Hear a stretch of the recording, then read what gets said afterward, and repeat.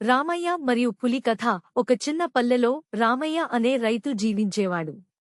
అతను నిజాయితీ గలవాడు, కష్టపడేవాడు. ప్రతిరోజూ ఉదయం పొలానికి వెళ్లి భూమిని దున్ని, నీళ్లు పోసి, పంటను కాపాడుకునేవాడు. గ్రామంలో అందరూ అతనిని గౌరవించేవారు. ఒకరోజు రామయ్య తన పొలంలో పనిచేస్తూ ఉన్నాడు. సూర్యుడు మధ్యాకాశంలో కాంతులు వెదజల్లుతున్నాడు. ఇంతలో అడవి వైపు నుండి ఓ పెద్ద పులి వచ్చి పొలంలోకి ప్రవేశించింది. దాని గర్జన విన్న వెంటనే పక్షులు ఎగిరిపోయాయి, పశువులు భయపడి పారిపోయాయి. రామయ్య మాత్రం భయపడలేదు. చేతిలో ఉన్న పొడవైన కర్రను బిగించి పట్టుకుని పులి కళ్లలోకి ధైర్యంగా చూశాడు.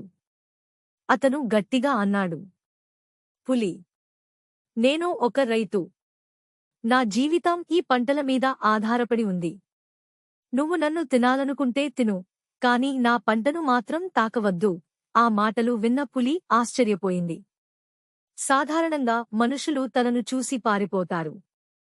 కాని ఈ రైతు మాత్రం నిలబడి ధైర్యంగా మాట్లాడాడు.